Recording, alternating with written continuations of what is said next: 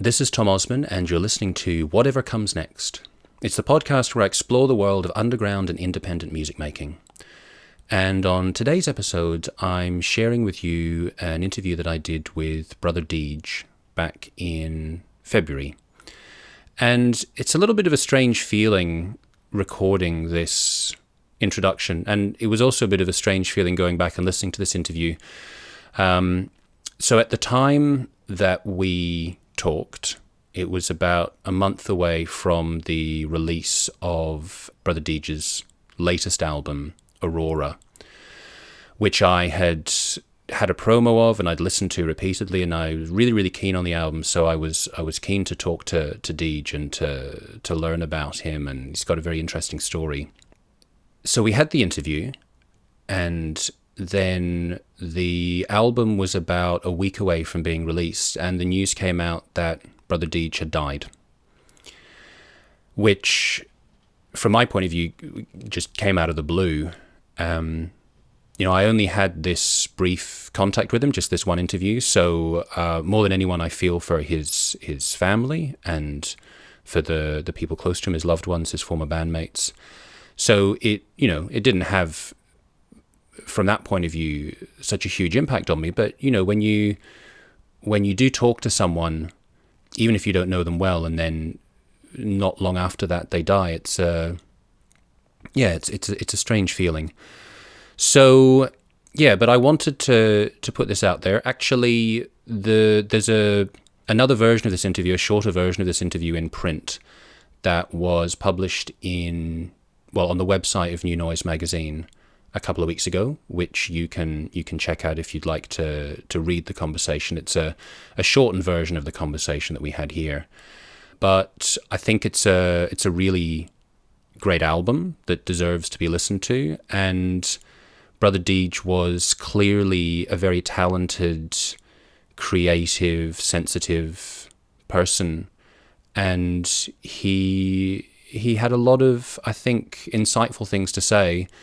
And he did plenty of other interviews in the past, but I think that this was a worthwhile interview and worth people hearing. So, for what it's worth, it is here. My interview with Dege from back in February.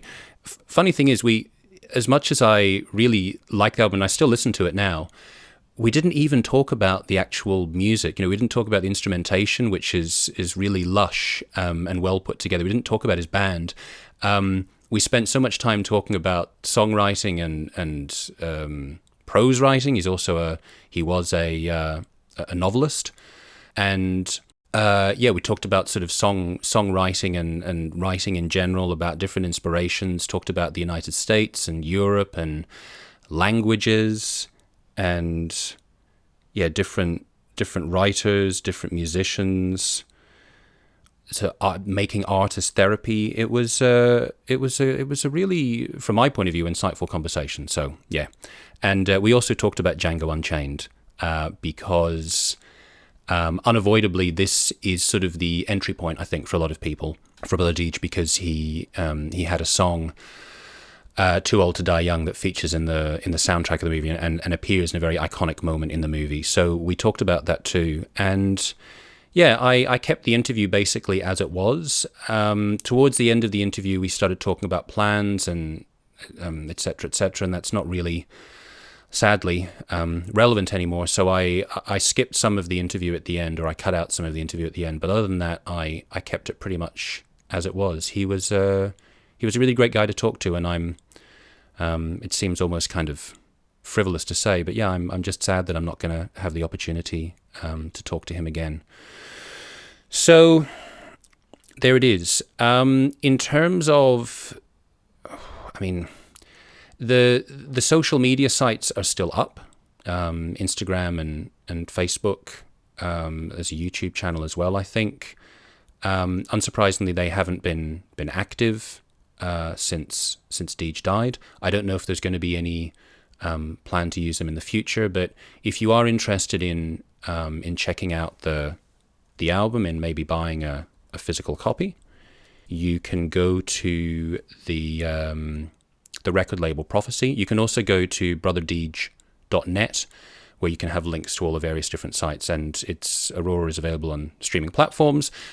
Prophecy also reissued some of Dege's back catalogue, which you can see on their website too. So yeah, there it is. I strongly recommend checking out the album. Like I say, I still listen to it now. And I've added a clip of one of my favorite tracks from the album, The Devil You Know, which I've included in full at the end of the interview. And aside from that, yeah, if you'd like to support the podcast, you can subscribe on Substack.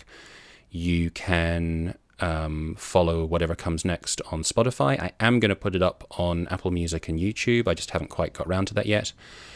And yeah, I think I'm probably forgetting something, but I think it's time just to get into the interview. So yeah, here is my conversation with Brother Dege.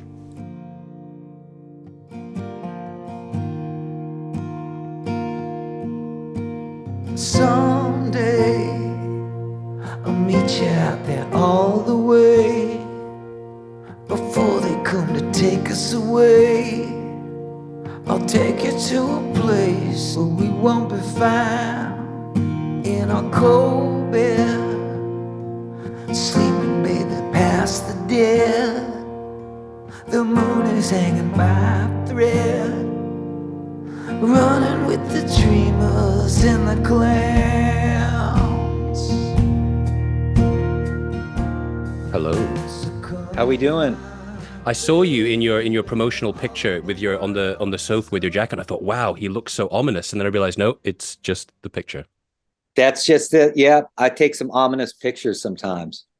Well, that's pretty cool. Now, what was I going to say? Yeah, so the question is, should I call you Dege? Should I call you Mr. Leg? Just call me Dege. Dege. Yeah. When did you first become Dege and stop being David? That's a good question, but it's a boring answer. Okay. At some point, my initials are DJ, and then that got shortened to Dege, and probably in my teenage years. Okay. And so, does everyone call you that now? Yep. So it doesn't feel like you've got some sort of alter ego. It's just the name at this point. It depends on, sometimes I feel like I have an alter ego, depending, being in the music industry and stuff like that. Yeah. If you're a sensitive, sometimes shy person, you have to kind of project and kick it out there so you feel as if you're maybe having to inhabit some kind of alter ego sometimes. That does make sense. So I've got some questions about Aurora. And I want to say right off the bat that I've been loving listening to it for the past weeks, really, really enjoying it a lot. So I have some... Much thanks. I have some questions about that, but I want to get something out of the way, first of all. Okay. And I hope this is not going to be a boring question, a boring answer, because I feel I, like many people, first became familiar with your music through Django Unchained, right. with Too Old to Die Young. So I'm sort of curious, first off, just to know how that came about. Did you get a call from Quentin Tarantino? Yes. I mean, it happened in the most natural way that it should, in the best of all cases. I didn't know anybody that he knew. And he just heard it on his own, leaving the editing bay, the production place, and heard it on Sirius XM radio, satellite radio, and liked the song. And then, to his credit, decided that, without any kind of persuasion from anybody else or record companies or anything like that, that he was going to put it in the movie. So he did. So much respect to him for that, because, it's a very competitive field, getting songs and movies, and there's a lot of favors and trading, and you know what I mean, like a lot of power plays. So yeah. And that was from your second Brother Dege album, right? Or the first one? That's the first album, yeah. Okay. But Yeah. you'd been making music for quite a long time at that point, right? Like going back to I know you had your band Santeria, was that Santeria, yeah. Santeria. Yeah. Was that your first band? And that was like kind of 90s, or did you go back to making music before that? Yeah, that was my first band. And then that band broke up, as a lot of bands do, just like everybody got tired, and I had more fish to fry in the form of songs. So I decided I was going to do this, I'm going to make a record that sounds like the stuff I play in my room alone. Yeah. So that's what folk songs of the American Longhair kind of definitely sounds like. And I've got a couple of questions which are sort of connected to US geography, and my US geography is terrible, so I hope I'm not going to embarrass myself with Not complete no ignorance. worries. But um, when I listen to Santeria, it your vocals on that really remind me of Dax Riggs, of Acid Bath and Agents of Oblivion. And I don't think that the music sounds like that. And I don't think anything No. else that you've done sounds like that. But I wonder, is there any connection between the two of you, with him Yeah, being a New we're Orleans guy? buddies. Yeah, I mean, we all came up together down here in this part of Louisiana. So, I think we both have deep voices, and there's some cross pollination between those two, maybe. So you used to hang out a bit Yeah. back in those days. Yeah. And so so when the Django Unchained soundtrack got nominated for a Grammy, did that make any noticeable difference for you, like for the sort of opportunities with your career or your life in general? That was about the time you stopped driving cabs, right? No, I'd quit about 4 or 5 years before that. Ah, okay. But um, to answer the question, it didn't hurt, is what I like to say. You know what I mean? Yeah. It didn't make me a giant pop star or anything like that, but it Mm. didn't hurt getting the songs out there for people to hear them. Is it ever an annoying association that people use that as a reference point when you've got so much other music? No, not at all. It's a privilege, man. I'm stoked that people heard it. In a lot of ways, that Tarantino movie, Django Unchained, is kind of like my radio. Mm. It plays on people's cable TVs, or when they're in an airplane, or watching it on DVD. It's just like it just keeps, it's like my form. It's so hard to get on the commercial radio that that's what I like. That's what I like in this too, being on that soundtrack. Yeah. Yeah, I can imagine. I mean, you can tell me if this is accurate, but I feel as someone outside of the US that, like I grew up in the UK and you'd have the BBC, and so everyone could hear that all around the country. But it seems to me from the outside that in the US, you've got all of these different states and all these different regions and different radio stations. It must be very hard to get heard all around. Do you find that you're significantly better known, or you can play to significantly better crowds in different parts of the US? Of course, of course. It's like the songs resonate in certain sections of the country, and that's just what it is. It's spread out pretty well, though. A lot of people have heard it, yourself included. So it's the Pacific Northwest, in addition to the South, New York, Los Angeles. The music just makes its way out there. So Yeah. Are there any states that you haven't been to? yes, many of them. There's 50 states, so I haven't been to Hawaii, never been to Alaska, never been to North or South Dakota. So there's a bunch of them. It's a big place, man. Yeah.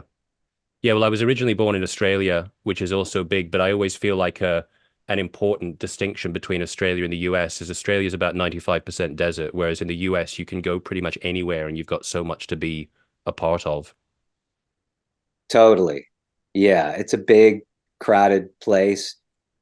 It airs out somewhat in the Midwest, and West Texas and stuff like that. But it's got a lot of people, a lot of cities. Yeah.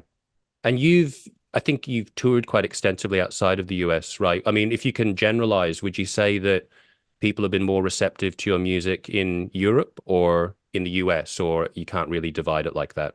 They're both. The Europe seems to appreciate it a little bit more.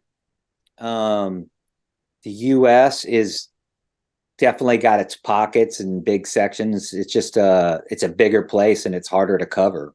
You know. Yeah. Europe is pretty big too, but the reception in Europe has always been great.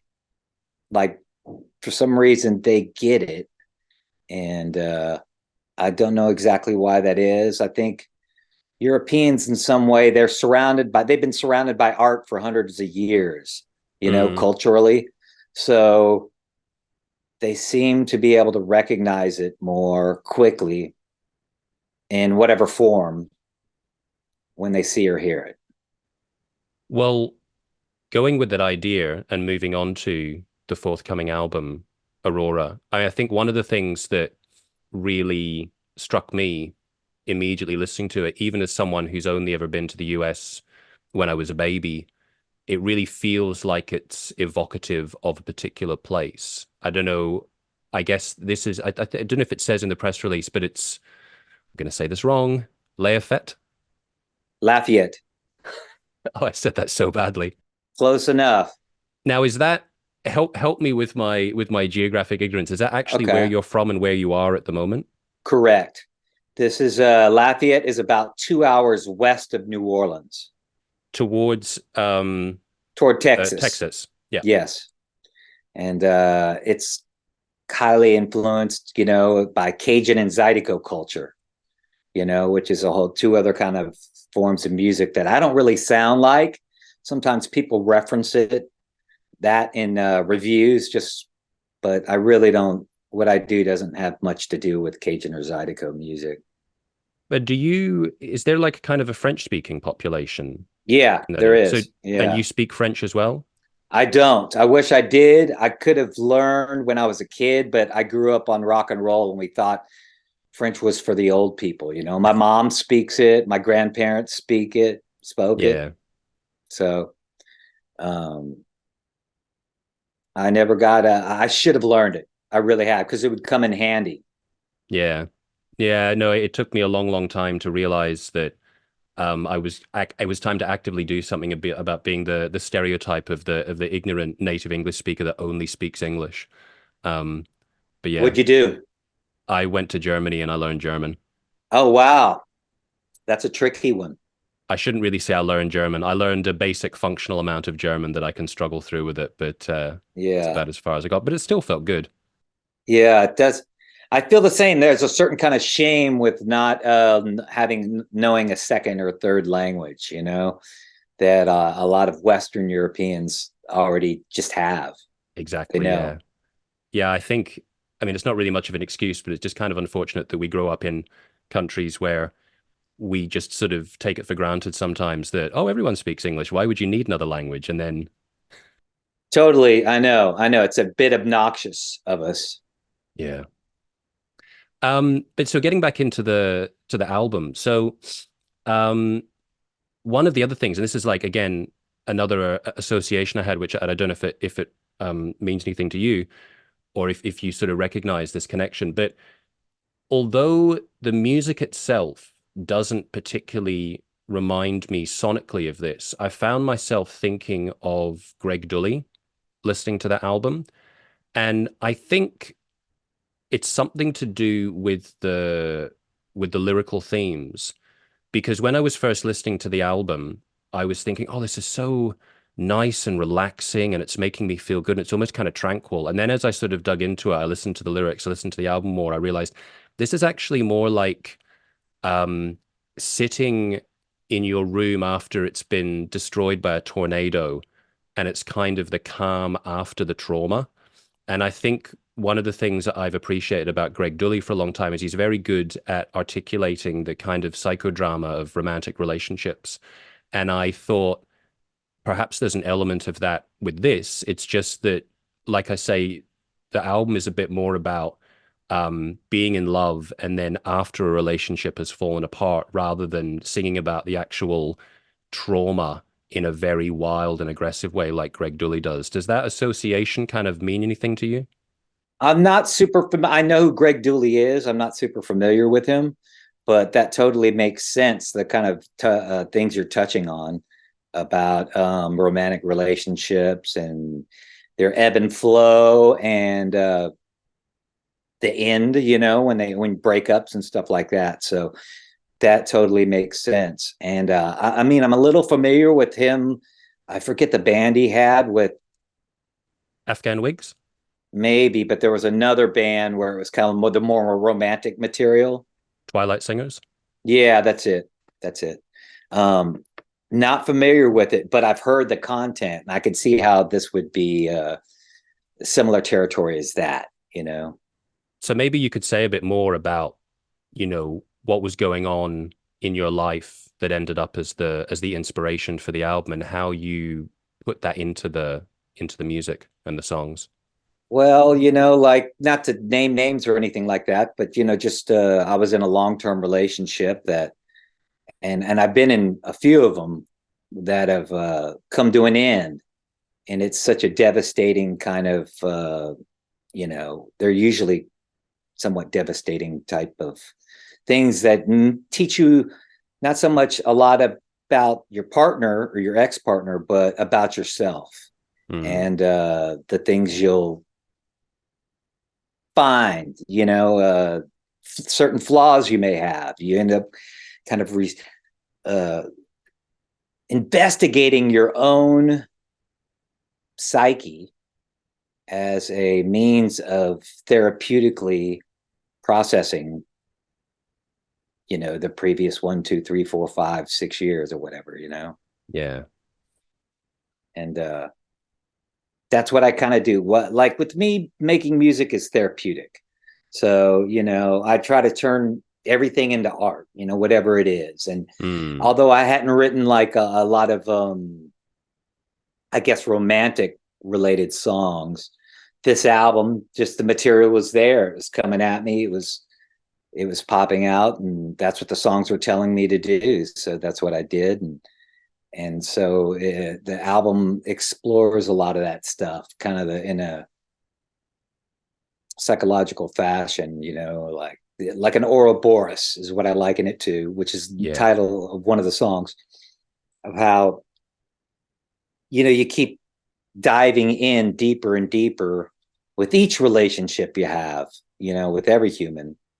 And you learn more about them and more about yourself at the same time, in a sense, swallowing your own tail. Yeah. It makes a lot of sense. And I think I read that you sort of thematically split the album in two. But I still think in amongst all of that, there's quite a lot of emotional variety and depth between the songs, in terms of the kind of feeling of them. There are some which are sort of more melancholic. Yeah. There are some which are a bit more kind of passionate, um, sensual maybe. Some that are kind of like forlorn. I like the variety that it goes through there. But when did you figure out during the making of the album that you wanted to sort of thematically separate it into two?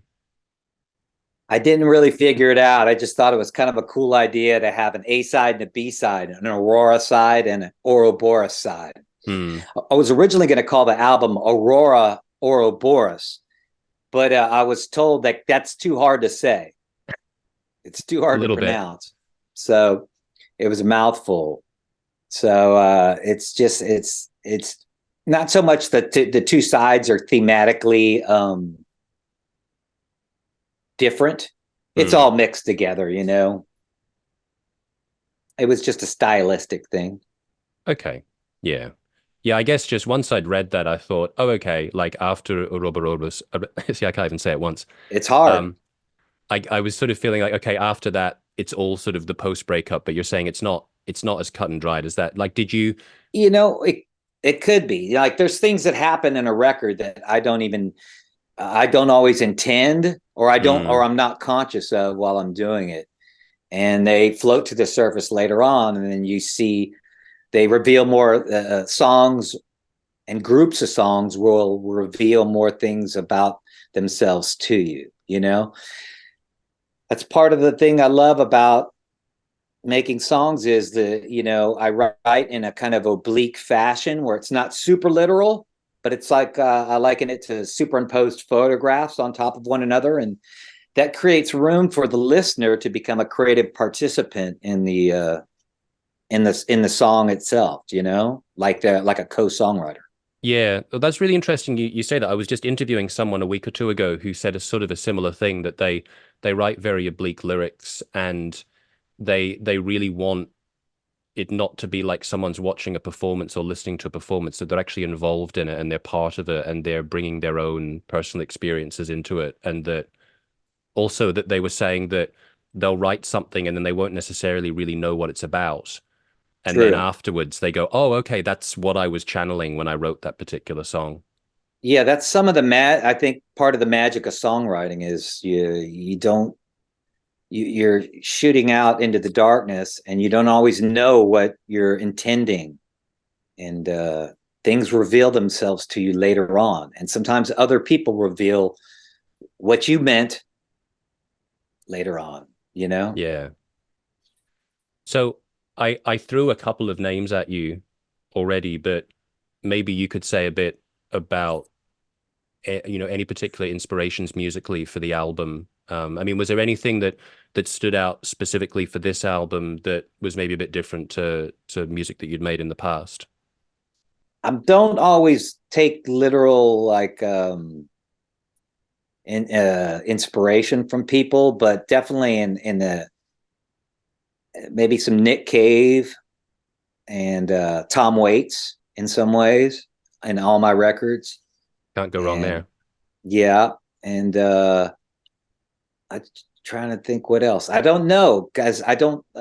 I try to not grab too much literal inspiration from other musicians so as not to copy them. You know. Yeah. And I mean, in terms of literature, like I think I've seen it mentioned that you're quite a fan of Bukowski and Henry Yeah. Miller.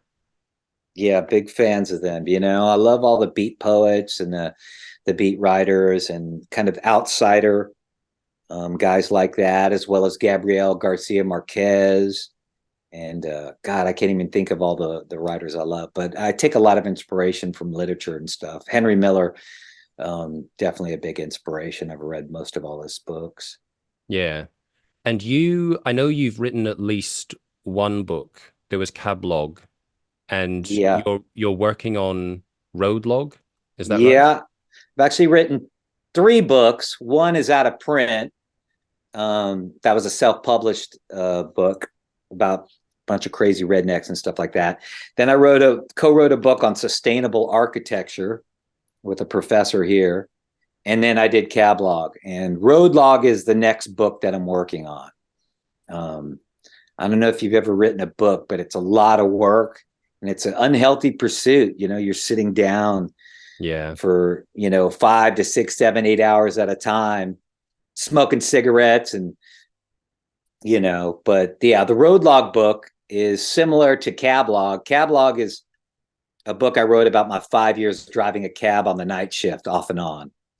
And road log is a documentation of all the road stories, stuff that musicians do while Yeah. they're in the van. And are And is that more in the style of like the journal, sort of Henry Rollins um kind of way, or is it more like a sort of dramatization of real experiences like a Bukowski novel kind of format? I mean, I don't want to um, push you into saying it's like this or no, like that, but is it sort of more on one or the other side, would you say? I don't know what it is, to be honest. It's sort of like, it's kind of like written in the same format as Cablog, which is sort of got a Rollins type look. Mm, It looks like poetry sometimes, but it also breaks off into paragraphs and there's dialogue and things like that. So it's kind of a hybrid of a few different styles that I've been developing over the years that kind of came to that definitely was what Cablog ended up being. and thinking about your creative process, I mean, do you, for example, do sort of journal writing every day, and then No, writing that you do can branch off in different directions? I got to be inspired to write. Like, I don't sit around and do it every day. I probably should, but what Mm, I do is when things are happening, I write about them, and try to document it at the time, at least in its first initial form. And then I'll come back and revise it, tweak it, and whatnot. and when you are going through that initial process, is that generally something that could then end up being in a book form or being in a song, or do you sort of have an idea initially this is going to be one or the other? It could be both, you know. Some of the stuff ends up in song form, some ends up in books. There's a cross pollination between the two, but they're both kind of really different. Whereas the book writing I do, like in the prose form, is more literal and and linear. And Mm. whereas songwriting is a little bit more, as we mentioned previously, oblique and kind of like superimposed photographs and artsy and stuff like that. Yeah, but so you could have something that would be told in its different ways, both in a book and in a song, or maybe Yeah, multiple songs. correct.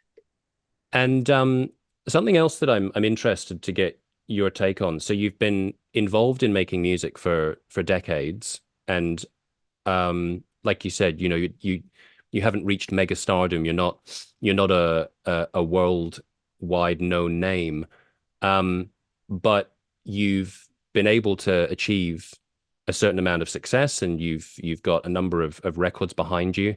I'm curious to know, as a sort of independent artist, I think you've had a lot of different jobs over the years, but at this stage, how kind of financially um, viable is it making music? Is it always something that has to be augmented with other work? Do you actually make a living from your music? I'm a full-time artist, you know, for the past 10 years. So I do this between writing the books and doing music. So I've been lucky in that sense. And did you make sort of a conscious decision of like, right, I'm now going to just dedicate myself to doing this as my full-time profession? Well, I had to kind of make the jump. I had a job, and that job ended. The company went out of business or closed, and so I made the jump then. So I was kind of forced into it, but it worked out. Yeah. I'm not opposed to working either. Or augmenting my income otherwise. You know, I'm still interested in doing that kind of stuff. You know, but sometimes it's hard to do that with touring and whatnot. Yeah. And if I've got this right, the latest album is your first on Prophecy Productions. Correct. I think I've seen that they've reissued some of your back catalog. So what's kind of been your experience with, I guess the landscape has changed quite a lot now in the music world, but in terms of record labels and distributors, I think you've self-released material in the past. What's your Yeah. experience been like with that whole dimension of the music world?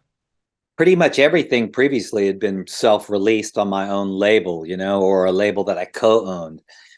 And and that's good. That's the new world, you know, like you pretty much have to build your own empire or mini empire and put your records out there, because I think waiting around for a record label to magically sign you and turn you into some Cinderella story is a thing of the past, you know.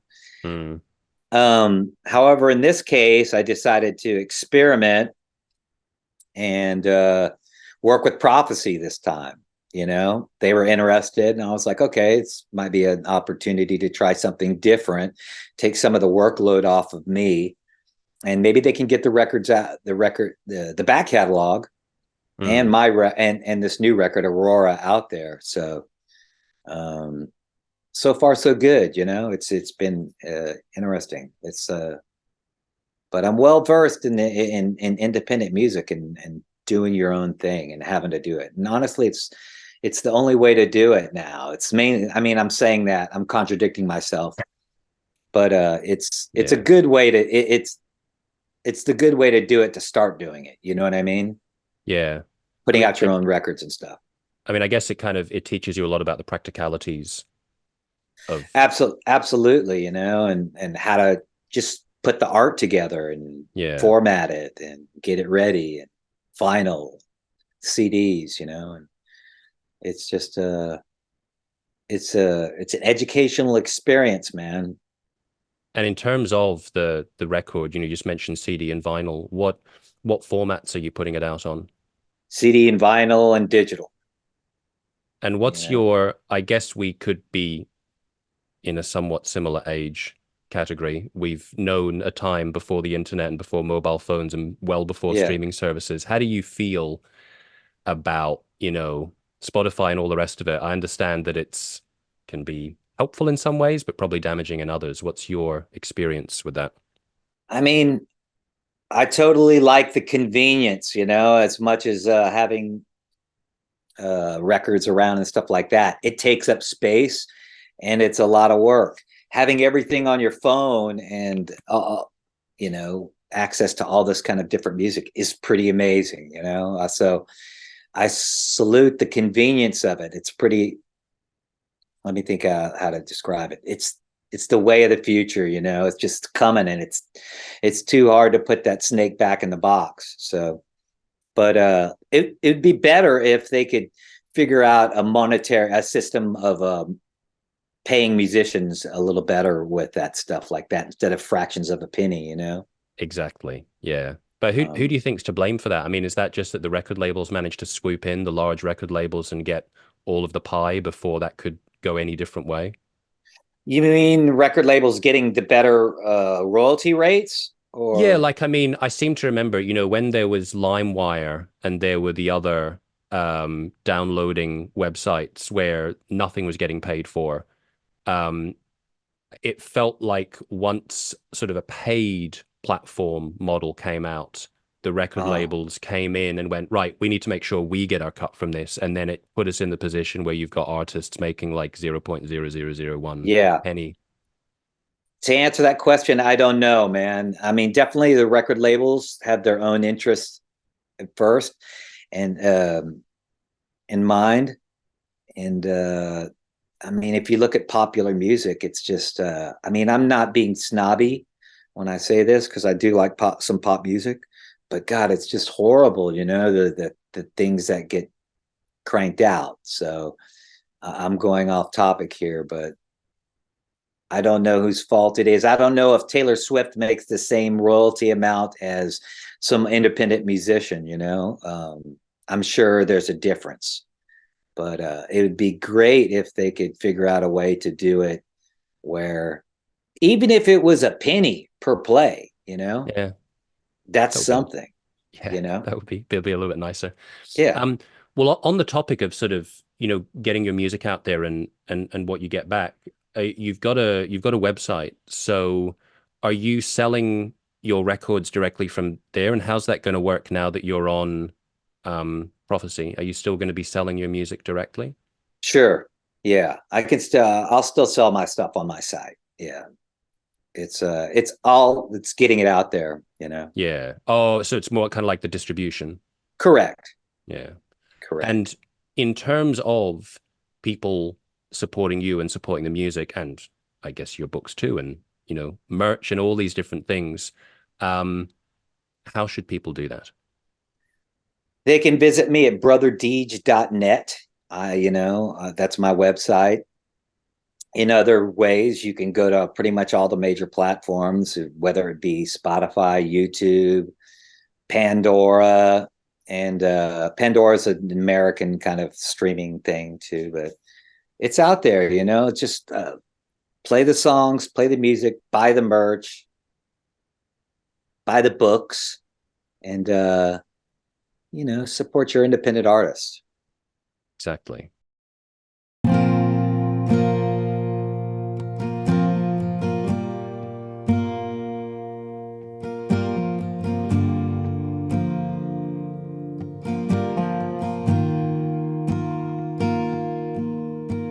Someday I'll meet you out there all the way before they come to take us away.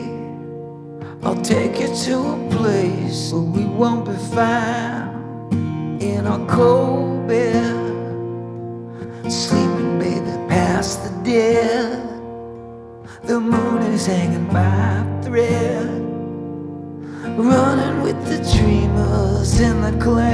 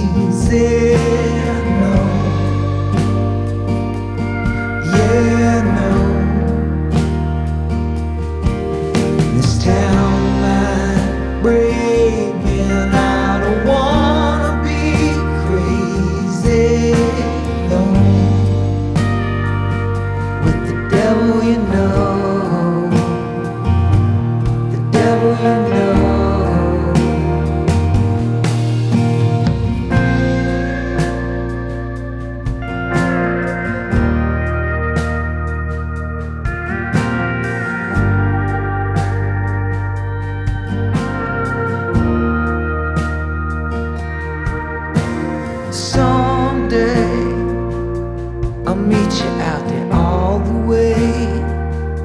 Don't even know if I can change it all around. I'm wide awake. What's mine is yours and yours to take. It's already been made to break. Break it into pieces on the ground.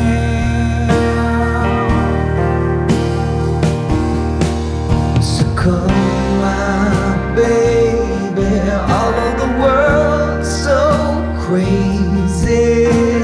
No, yeah, no. This town might break me, and I don't wanna be crazy. No, with the devil, you know. Devil, you know.